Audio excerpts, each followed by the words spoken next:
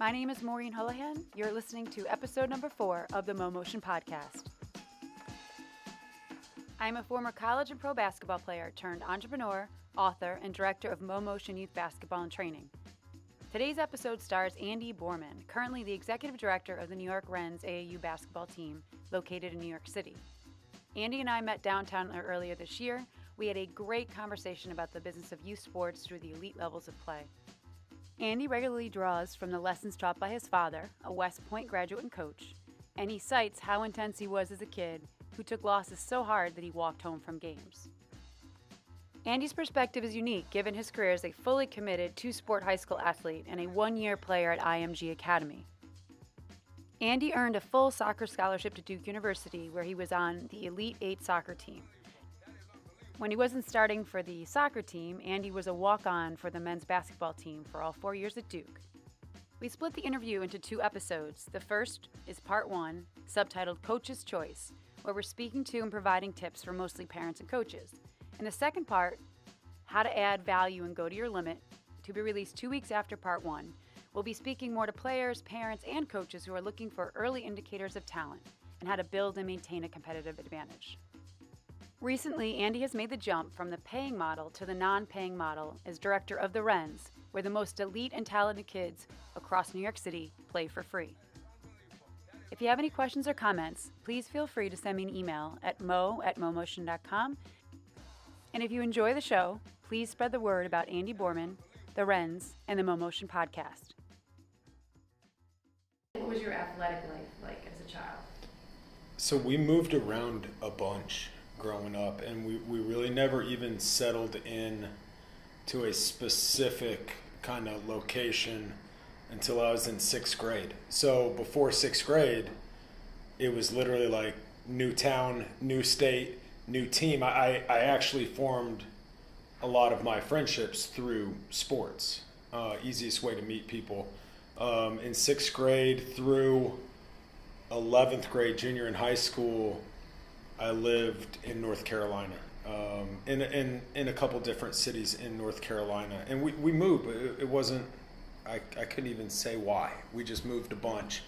But the thing for me, the thing I learned is that because I played for about as many different coaches as possible in as many different programs as possible. And I remember when I was in like 7th or 8th grade coming home and, talking to my dad and saying, I can't believe I'm not playing. And he said, hey, look, son, it's really simple. If you want to ensure that playing time is, there for you no matter what, you have to be the best player. How old were you when he said that? 7th or 8th grade. He said, you have to be the best player on your team, and it has to be obvious. Not obvious to you, obvious to everyone in the stands. You have to be the best, because then if that guy or girl doesn't play you, then they're the idiot. He said, but if you're not the best, it's now coach's decision. And now, and it stuck with me. And it stuck with me on a very simple level then because I wanted to be the best. But then getting into coaching and, I actually, as hard of a message as that is to deliver, I actually say that to a lot of parents. I'll never say it to a kid, but to a lot of parents, like, kid needs to be the best. And if he's 2nd or 3rd or 4th, it's coach's decision. And if you want to ensure that, you can avoid some type of conflict, be LeBron. Now, prior to that, were you just putting in the same hours as everyone else, or what did you do? What were your action points as soon as your dad said that to you? How did you change? Everything went up. It's like I just dialed in. It was more focus. I think I probably spent the same amount of time with my craft, whether that was soccer or basketball, because I was a 2-sport athlete. But what it was is I started substituting the backyard basketball within real training. And I the pickup games, like meeting my freshman or, sophomore varsity team on weekends to play pickup was now preceded with a skill workout. Now, do you think your dad said it to you at the right time, because I believe in that 7th and 8th grade year, the kids can have that epiphany, like, okay, wait, I have control of the situation versus grades 4, 5, and 6. I mean, do you find yourself telling a 4th grader the same thing that your father told you? Like I said, I think when you deliver a message to a parent is pretty much whenever, because it's two adults speaking. When you deliver a message to a kid is absolutely has to be timed correctly, because I know that prior to 7th and 8th grade year, the motto in our household was, and it continued on after, but it was, that's your coach. If you don't like what he says, tough. Because we're not changing teams. We're not going to run away from this problem. Like, my dad was a West Point grad. My dad coached college football. He coached at Southern Cal. He coached at Army. So he was a hard-nosed guy. And we weren't going to be the guys that, bounced from team to team. It was always about listen to your coach. It didn't mean that my coach was right, but listen to your coach. But that, I think, timing is huge. When you can tell a kid, do they actually understand the meaning of the message you're delivering? What I try to do after the end of every game is ask the kids to repeat back what I was asking them to do. And you'd be surprised at how many kids do get it and how many, like 30-40% forgot the number one mistake, like not taking care of the ball. So I think having the kids have it digest a little bit over time, and then having them identify their weakness. And I think it's great that your father came from an interesting vantage point, because he knew as a coach, his job is easier when his players make it clear who the best players are, right? Of course. The kids know. Yeah. The kids know. And if they say they don't, they're lying. The kids know. Right. I think the main thing is that understanding. Because for a while I used to say, what did I just say? And then the kids would repeat it. And great, that means that they just regurgitated what I said, but do they understand? So now what I do all the time is, what did I mean? When I told you that, what did I mean? Well, you said pass the ball, so you meant pass the ball. Why? I love asking. I love being like a toddler. Why? And it drives some of the kids crazy, but it's the only way I have to get into kids' head, especially with the new culture, the texting culture and the social media. Like, kids don't express themselves verbally. They do it in, different ways than we did growing up. That's why I call kids. I don't text them. Or if I text them, call me. Right. Just because how do you know what's in a kid's head? How do they know what's in yours without talking? Right. Now let's stop at this point, because I think it's good to raise the question here of, how did you straddle 2 sports? You really excelled at both. It's hard to do that well at 2 sports. I'll use my dad. He's going to actually end up sounding pretty smart. He said to me, there's 3 S's in life, in the life of a teenage athlete: school, sports, and social. He said you can be average at all 3, or you can be great at 2. And so I obviously chose school and sports. Junior year, skipped prom completely because I had a soccer tournament in Virginia Beach. And senior year, I went to prom and left early because I had a soccer tournament in Orlando, Florida. Like, I was cool with it. Right. That was not a priority for me. Do you have your kids specialize, or do you like straddling 2 sports? How do you handle it? I think you should. It depends on the kid. I don't believe in specializing. I think your kids should play as many sports as they want to play, as long as they play, as long as you know that there are other kids out there that the only thing they are doing is that one sport. I played 2 sports growing up. I played 2 sports in college. I was a much better soccer player than basketball player, but during soccer season, I still devoted time to basketball. And during basketball season, I sure as heck devoted time to soccer because that was my primary sport. The thing I would say is the day of the multi-sport athlete is not over. The thing that is over is the day of the seasonal athlete. The athlete that goes from fall season to winter season to spring season and then comes back to the fall. Like, that's over. I agree. A lot of my kids, when they cut back to 2 sports, they perform so much better, and they're better rested. Their grades get better. They can breathe. Sure. So 2 is manageable, I think, in high school. 3 is really tough, unless you want to be okay at all 3. And that's the thing I would say is, like, if you're gonna play a third, it should almost be viewed as a fun hobby. Agreed. You know, like, I tried out for our golf team in high school and got cut so hard. But I got what I wanted, which is I played like 3 rounds of free golf.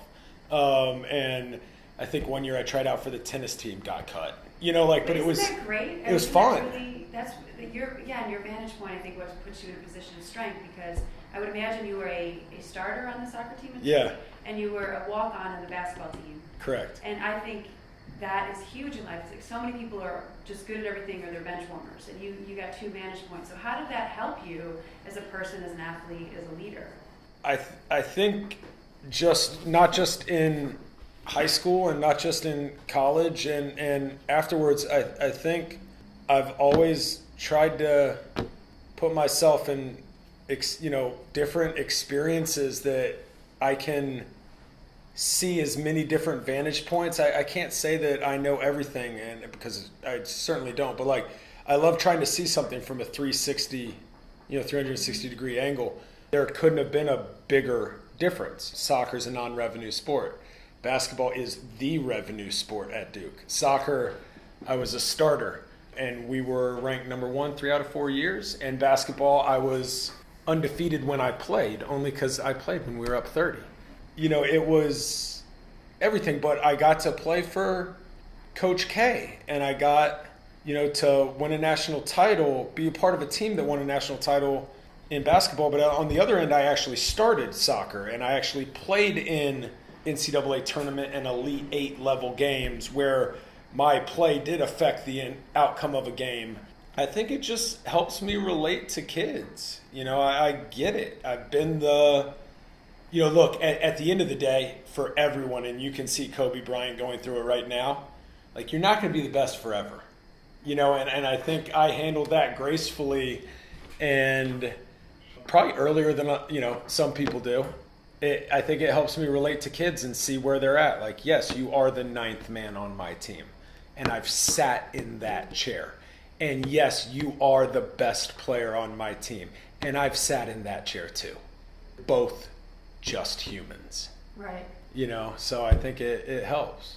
Well, I think it makes your transition to coaching a lot easier too, versus if you were the star, to go from on the floor control to feeling like you have little to no control. Mm-hmm. But let's just go back before we go into the coaching piece. What was your best basketball moment as a player? For college, I was on my 21st birthday. We were playing Clemson at home. We were up, and the coach put me in the last, 90 seconds of the game or something crazy like that, and I hit a 3-pointer and had an and one, made the free throw. So I had like 6 points in 90 seconds on my 21st birthday. I'd say that was the best individual moment in college, just because, that's generally not what happens. You get out there, dribble out the clock, and just let the game end. As a team member, it was certainly winning the national championship in 2001 with my teammates. It's just an unparalleled feeling. It's probably only superseded by, the birth of your children. And then in high school, it was just, I was the man in high school, so there were a lot of them. But I think that's probably my best basketball moments as a player. So now we're going to talk about that transition from playing to coaching, and how was it initially? You were there at San Jose for a few years? So I graduated from Duke in 2004. My first coaching job was at Cal Berkeley in the Pac-10, and I was there for a year. And then one of the assistants, a guy named Coach George Nessman, took the head job at San Jose, so I went with him to San Jose. I was in the college game for a little over 2 years, and it was really hard for me for a number of reasons. One, because, I left Duke, and at Duke everything is, it's a utopia. Like, it's Disney World. That life does not exist elsewhere. You have the best of everything, and not just coaching and weight room, but like players and culture and mindset. To go into Cal and San Jose State, which are not, like at Cal, we were pretty good. We had a couple pros on our team. It was hard. I thought everywhere was Duke. everywhere was the same way as Duke. And then I think you mix in the fact that I was in my early 20s and I learned something about myself coaching college ball, and it's affected, hopefully positively, the decisions I made in every other venture I've done, which is I'm not a very good assistant coach. I'm just not. I wish I was. And maybe if I was, I'd still be in college. I have no problem taking direction. What I have a problem with is not making decisions. It's hard for me to deal with outcomes in which I am not influential in the decision that's being made. So I learned something about myself coaching college, and that's why, I left college and opened up my own training academy and A.A.U program in Chicago. Just started out with one employee, myself, and grew it to, IMG Academy in Florida, and now obviously up here. So you started in Chicago, what was it called, and then you moved to Florida? Yeah, so I had two programs. I started with a program called the Athlete Within Basketball Academy, and it was just training. I was going to DePaul, I was going to get my master's in education, and I was going to become a high school teacher and a high school coach and just be happy and build my own little kingdom. That was what I had in my head. And I met a guy named Derek Molis, and who actually played at a famous high school in Chicago, St. Joe's, which is where Isaiah Thomas went to school. And actually a Duke guy, Marty Clark, went to school there too. But Derek and I started doing like weekend clinics, and weekend clinics turned into 7-day-a-week clinics, and it turned into private lessons, and it turned into, I ended up dropping out of DePaul because it turned into, and then employees, and it grew. And then the training aspect is good. I've always been, I like teams. So we created from that a nonprofit company called Illinois Old School, which had, from as young as 5th grade teams up to 17U teams. And so we kind of ran both businesses. So that's how that started. How long did that take? And then you did you start IMG, or did they recruit you to run it? No, so I was at the Athlete Within and Illinois Old School for 5 years, building it from the ground up. And then in 2010, I got a call from IMG just essentially saying it had already existed. They had famous directors, way more famous than me in the basketball world. They had a guy named Joe Abudasar, who's a very famous professional trainer. He actually runs Impact Academy in Las Vegas. And they had another guy, Mike Moreau, who was there before me. And they just said, hey, look, we've got an opening. Mike is moving on. We're thinking of interviewing a couple college coaches and because I have a relationship with those guys. And I just said, what are you doing? Like, this is a youth program. This is a high school aged program. You need to recruit someone from grassroots. That's I don't understand how a college coach is transferable to this setting. College, you're recruiting, 12 to 13 players on full scholarships, and every other coach is recruiting you on a, full scholarship basis. At IMG, the model is completely different. You have some full scholarship kids. You may have some that get a partial, character-based scholarship, but it's also, there's a paying component. There's a tuition involved. I mean, it's like maybe the most transferable would be a Division III coach, where you're saying like, hey, look, I'd love for you to come pay to play at my school and I'll coach you as well, which there's nothing wrong with, but that was, so anyways, one thing led to another, and I actually ended up getting the IMG job, which was terrific. I love IMG. It's a hard place to live when you're newly married to a girl from Chicago who thinks Bradenton, Sarasota is made for retirement, not for newly married people off their honeymoon. So we were only down there for, 2.5 years, but it was terrific. College coaches can recognize college level talent. They look for certain things, just like when I'm coaching 4th, 5th, and 6th grade, like you look for certain things in that kid. Absolutely. And we'll definitely get that in the second podcast. But I think that IMG had a great pick in you because what you have a different set of eyes. Do you feel like that's a problem in sports? I think with young kids and coaches who just expect the kids to be able to do things that they're not equipped to do at that time?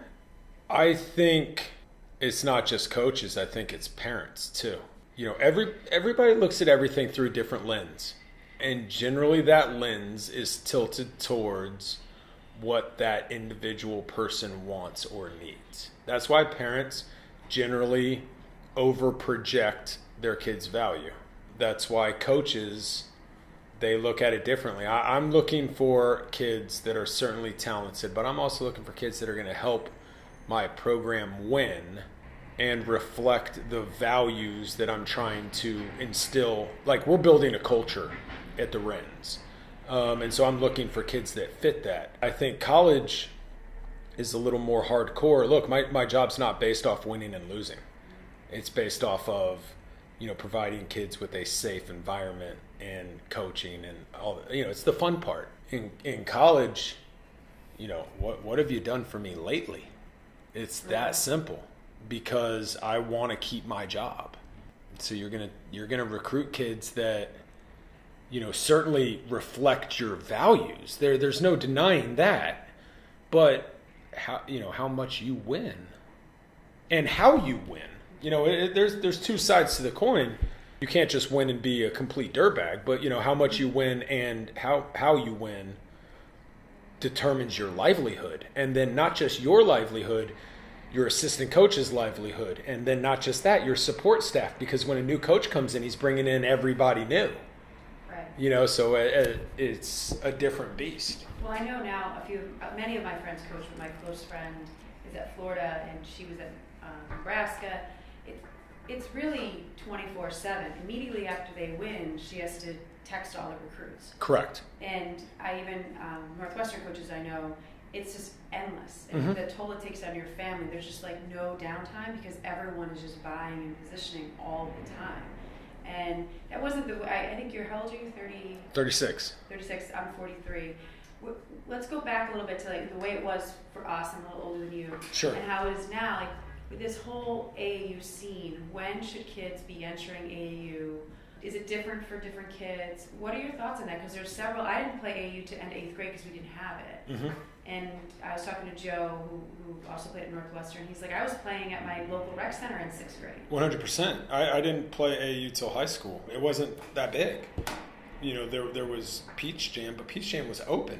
Like anyone could go. And there weren't circuits. There wasn't Nike and Adidas and it was open. And the big camp back in my day was 5-star. Right. Back then, you still had to pay to get into 5-star. It wasn't like, hey, congratulations, you get in for free. Or somebody paid for you. 100%. Right.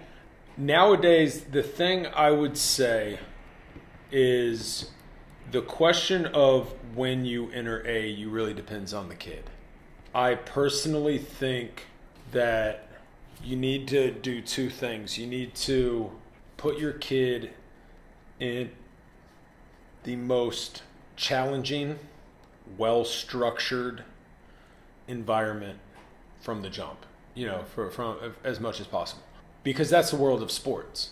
While also making sure that your kid is on the court. Great. Let's go 3 things there, because that's what I heard. The structure of the discipline of teaching, so the ratio of practice hours to game hours should absolutely be part of the decision making, correct? Because a lot of these programs just game kids up in New York because they don't have practice space. Mm-hmm. And I feel like even though the teams crush and they press and they win by 40 and your kid wants to be associated with the team that wins, a lot of training hours are cut. So well-structured, just define that well-structured piece. It's look, there's 100 different formulas, but the kids need to train. And that can be with your A.A.U team in an ideal setting. That can be, A.A.U over here and working out with my dad or a friend, or if you have the resources, a personal trainer, or what. I mean, you can get that from, but whatever that formula is, you got to eat your vegetables. It's the game is the dessert and the vegetables is the hard work that's put in beforehand. So, and if you're sacrificing that, you may be athletic or talented enough but it's coming for you. That day is coming for you. I can't tell you when, but it's coming. So that is absolutely, no matter how you get it, that is absolutely requirement number one. Requirement number two is put your kid in a situation where they are not big fish, little pond. Little fish, big pond, because there's someone out there that's always better, bigger, stronger, and if you can have a kid that knows that and doesn't accept that, then you've hit the center of the bullseye. I understand that kid over there is bigger, stronger, and faster, and I'm still going to meet him head on. Right. Great. But where you're in trouble is when the kid thinks he's the biggest, baddest, most talented dude in his neck of the woods, because when that person does get challenged, they may not ever get up. Especially the later that it happens. The earlier that it happens, they're still younger. They're still, you can still mold them. You can still pick them up and say, this is a part of life. But if I've been the best player, and then at 10th grade, I go to some all-star camp and I don't belong. The other thing is, like, you have less time to play catch-up. And getting on the floor, I know a lot of times that's an issue where the ego is involved in being attached to a program, but if you can't get playing time. Get out. What are you doing? You look, especially, you need to play. You need to play, and that would be 8th grade and below. Agreed. 8th grade and below, you need to be on the court. Now, I'm not saying that you need to start and you need to play every minute. That is not your decision. That is the coach's decision. But you need to put your kid in a situation where they're learning, and they're learning game situations, and they're learning how to, be in charge. It doesn't mean they need to be the best, but they got to be on the court. And if you're wearing a shoe company team jersey and you're sitting at the end of the bench, you're doing your kid a disservice. The only thing I would say to that is, because I certainly have these talks with some of our parents, if your kid is the 8th, 9th, or 10th man on a big, famous program, whatnot, and you want to stick with that program, then you better be playing with another program during your free time that does ensure that you're getting that experience. Right. Now, how do parents determine the potential of their child? I know because we play college ball, it's fairly easy for us to assess. But I think a lot of parents who are just trying to do their best job as parents don't know what to do. And I always say to them, just statistically speaking, 97% of high school players won't play at the next level. So how do you talk to that crowd, and then your crowd is a different conversation. So if we can say, like, what advice do you give? I'm sure you're at family events or you're out socially, and somebody says, my kid's playing A.A.U. and I think you can play D3 ball. Like, D3 ball is a default to D1 ball. My kid got good grades, so he can play D3. I'm like, you don't know how hard it is. Absolutely not. I mean, I remember when I was at Duke, and albeit I was a walk-on, but I mean, I feel like I was a decent player. I remember playing during the summer, and we'd have guys from, Chapel Hill, and we'd have guys from Division IIIs, and there were some D3 guys out there that were kicking our ass. Right. They're really good. Right. They're just different bodies. Their size is different than the D. They don't have a D1 body in many cases. They're super skilled and super tough, but they're not. They're 6 feet instead of 6'5". It's also, I mean, who you are in high school doesn't guarantee that that's who you are in college. A lot of Division III players are kids that either got overlooked, or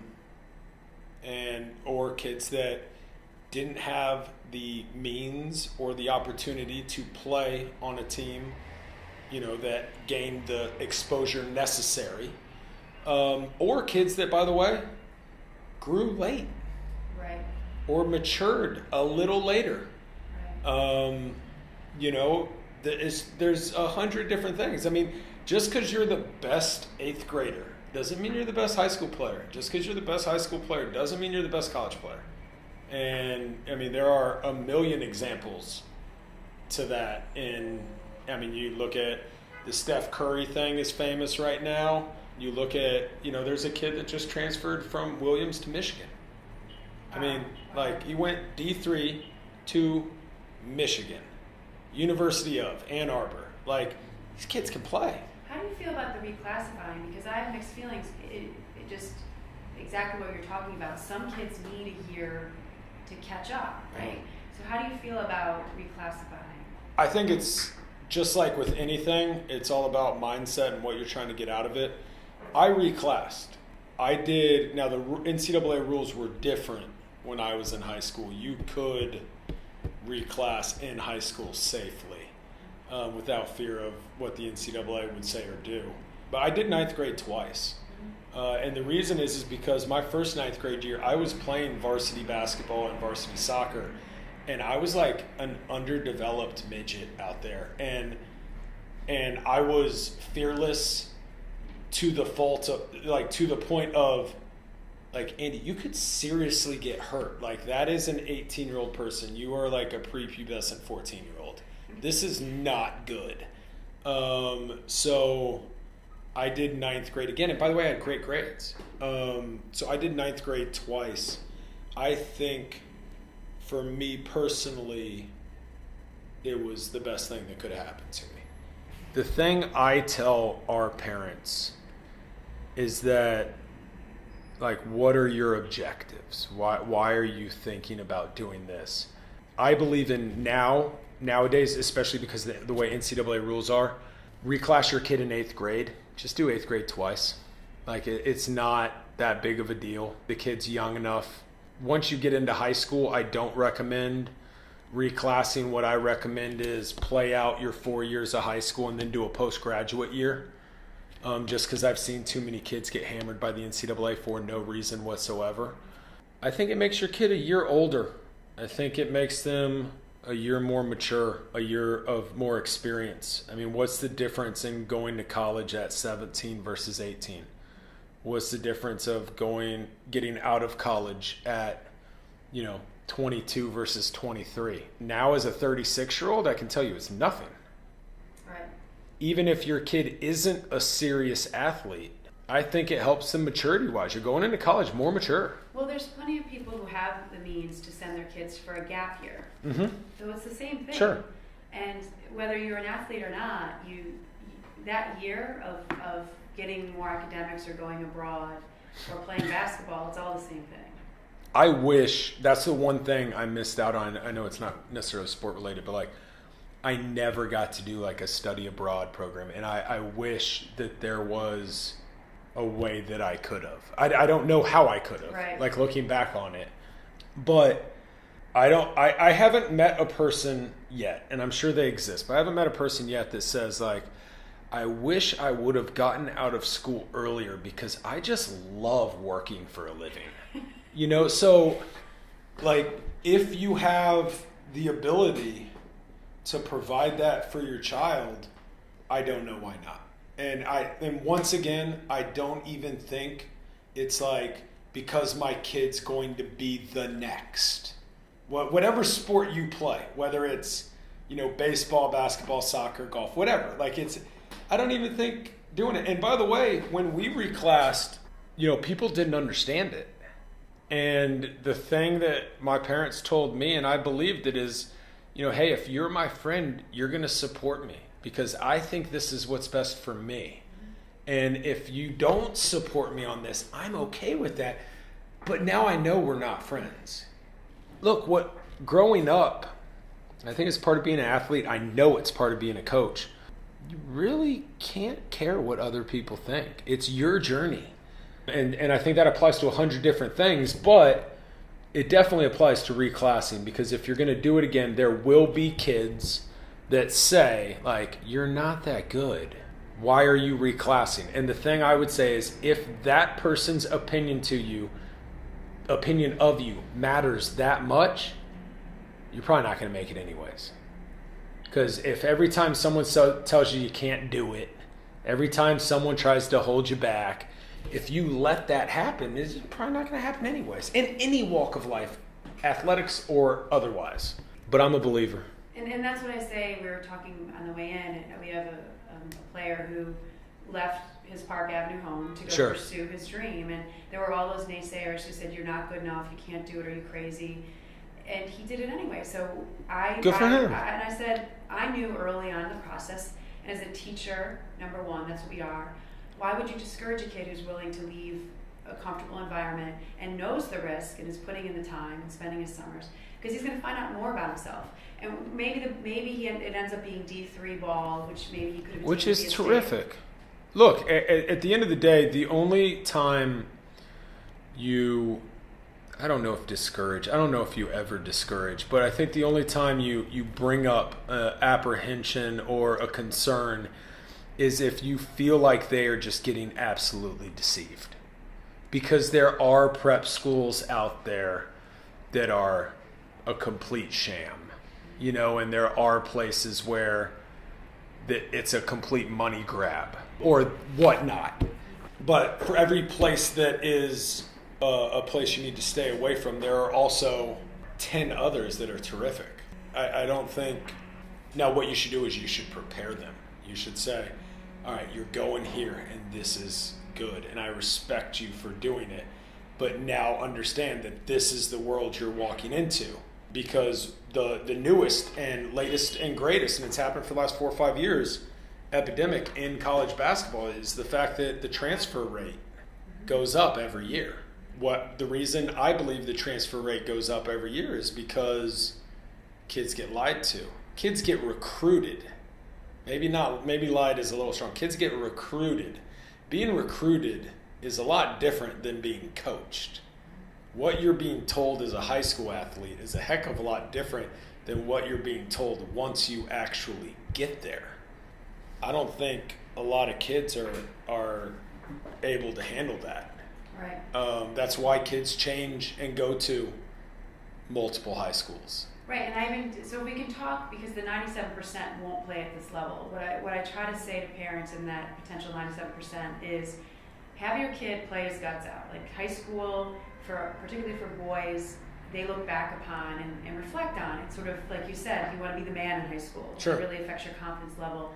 And I even say for some of the girls who could go Division III, play ball, or they get into a really good Division I school, and I always say maybe you should just go to the Division I school and not play basketball and be on the club team. 100%. One of my best friends in the world played club soccer at NC State. He's a great person. 100%. Benefit from it in a big way. And lifetime friends. Because it's supposed to be the happiest time of your life, and if you go in over your head and you sit the bench, you're miserable for during your college experience. Or know what it is. I mean, part of the reason I was comfortable as a walk-on at Duke is because I was also a starter on the soccer team. That was, I was a little more comfortable sitting at the end of that bench because I knew that during my primary sport I was playing. I think every kid is wired differently. And you need to have candid conversations with them about what they really want. And if their thing is, I want to be a part of the best, and whatever happens, playing time wise, go get it. Go play for the biggest, baddest school you can get you can be guaranteed a jersey on. And then when they start complaining about playing time, you can say, but what about this conversation we had? Just like if your kid is wired to play, you need to have that same talk with them. If you go to this school, this is going to be tough sledding. I'm not telling you it can't happen, but the chances of it happening right away, are you willing to sit the bench for a couple years to earn that? It's, and that conversation, by the way, takes place with everyone. It takes place with players that go to Duke and Kentucky. Just like it takes place with kids that are going Division III. You got to know what you want. You got to know what your kid wants, because what you want may be different from what your kid actually wants. you're now a parent of, what, a 5-month-old? Yeah, he's a right? monster. So now you're going to be at that vantage point. What happens if, when do you think your kid will know? What you knew around that 7th and 8th grade, that's sort of that age is when you can start to make decisions for yourself and say what you want. And two, what about the role of like an intense parent? Because my dad was pretty intense. Your dad was probably intense. He was a coach. But how do you distinguish like the intense parents and the benefits, the over the top parent and the negative, and possibly an indifferent parent? Like what's your kind of ideal parent in all that you've seen? So when I was at Duke, I played like in a college semi-pro league during the summers, and the coach I played for, a guy named Tom Dirk, and he was terrific, probably one of the best coaches, him and Coach K. He said to me, I think my dad asked him one time, we were all hanging out, he said, hey Tom, what's your ideal parent, and or what's your ideal player? And he said, a mute orphan. So a player that can't talk, he can just hear everything I say to him but can't talk back, with no parents.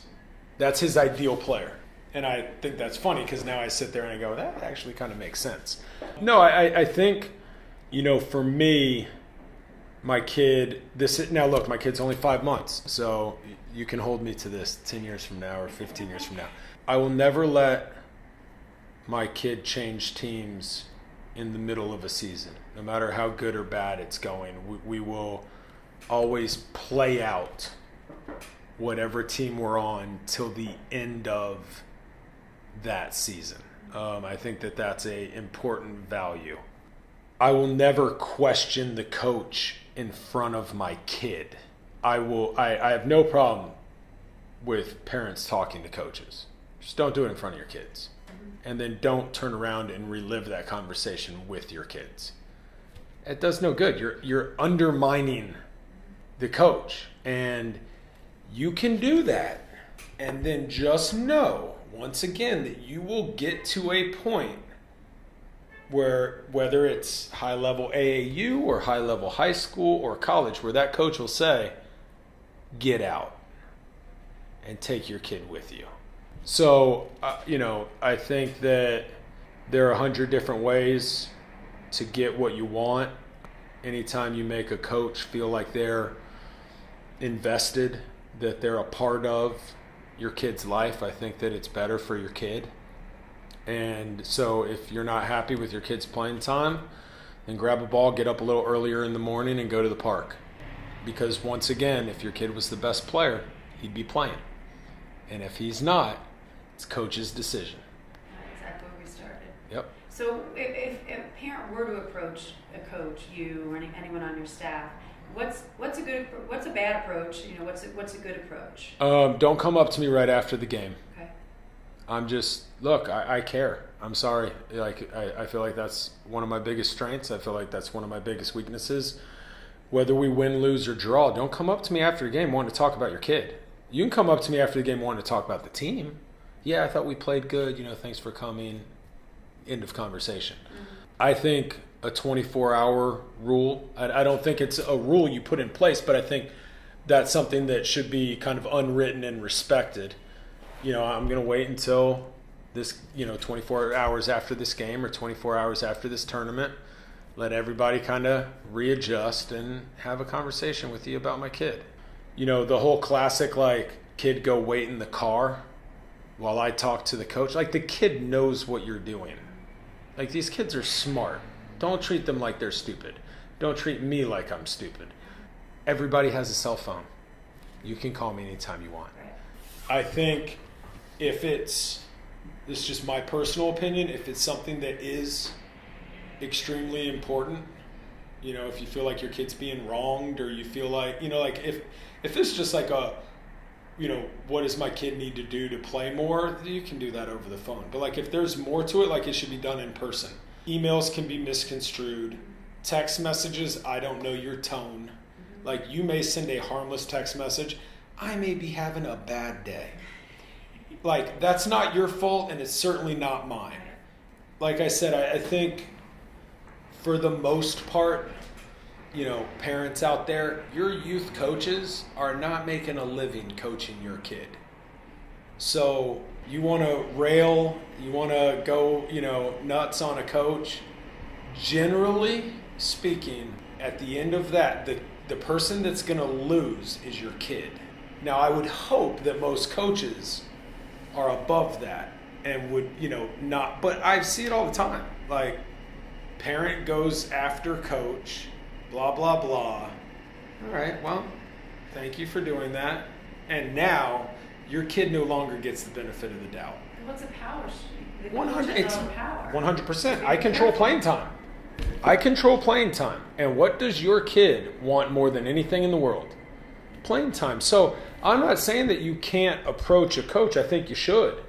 And I think that, everybody should be on the same page. I want to know, look, I have no problem. And I tell, because with A.A.U, you have a new team every year. I tell our parents and kids at the beginning of every season, ask me any question you want. Just be prepared for the truth. I have no problem with it. And it's not me being mean. But if you say, why isn't my kid playing? I'll tell you why your kid isn't playing. Because I have a reason for what I do. Now, you may not like the reason I have. And you may disagree with it. That's part of being a coach. I can live with that. Like if a coach can't live with that, they need to do something else with their life. But at the same time, if you ask a question, you should be prepared for an answer. And I'm not making it confrontational.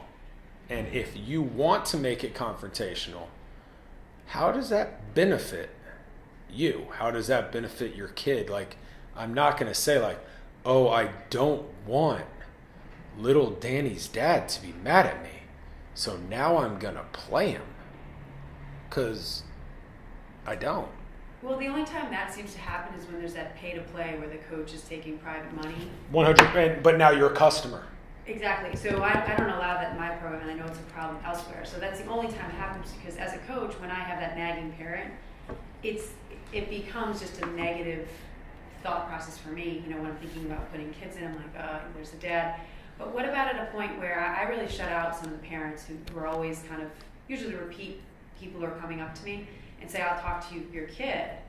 Because you're saying the same thing over and over. When do you go direct to the kid and just sort of say to the parent, this is not beneficial? Depends on the kid.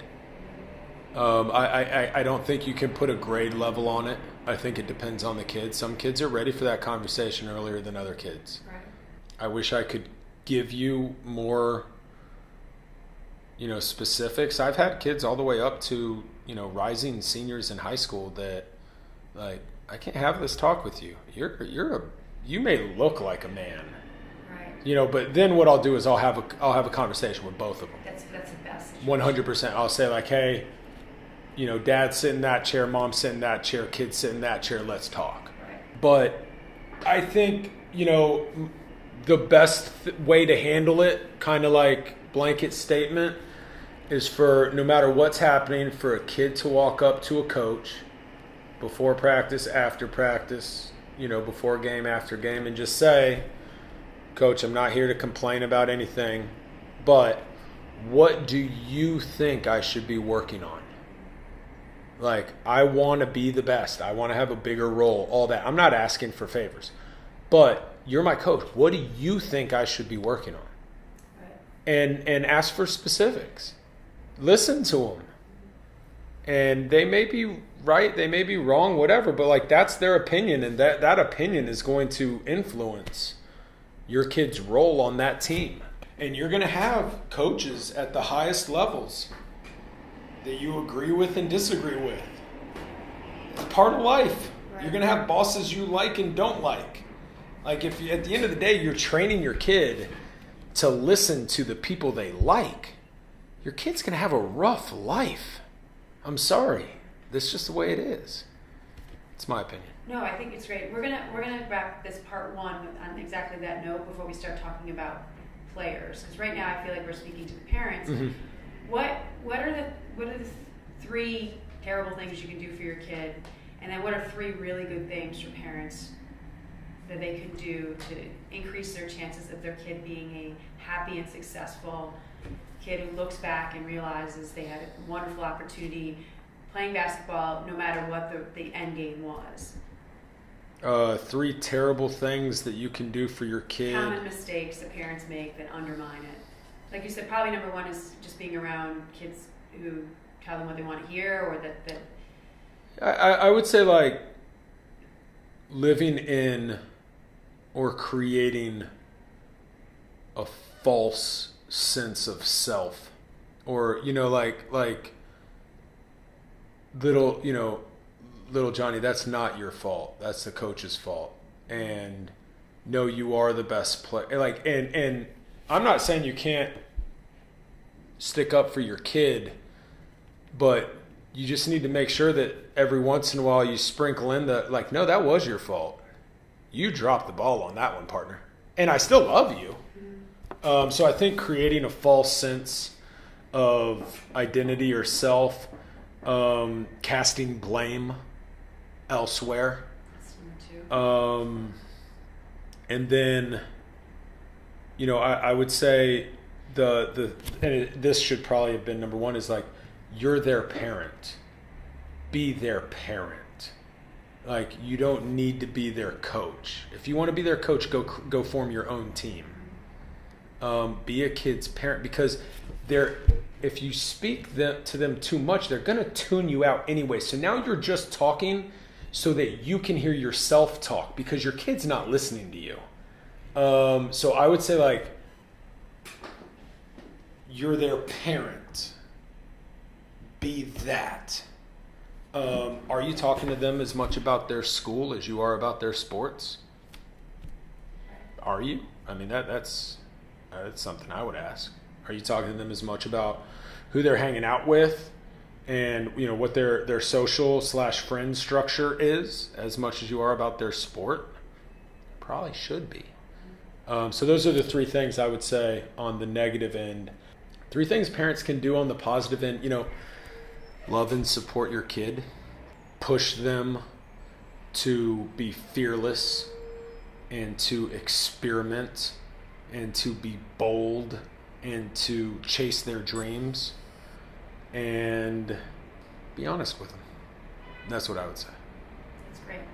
So we're going to wrap this as part 1 of the 2 parts. The second is focusing solely on the indicators, like at 4th, 5th, 6th grade, and how you can tell like where talent is and where to improve. You've been great, and I hope the parents find this helpful. Thank you for listening, and be sure to come back for part 2. Andy Borman can be reached at therens.org.